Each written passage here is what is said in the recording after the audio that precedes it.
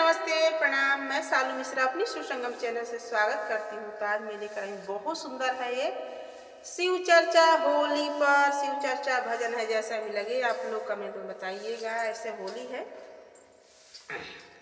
तो एक बार बोलिए शंकर भगवान की जय।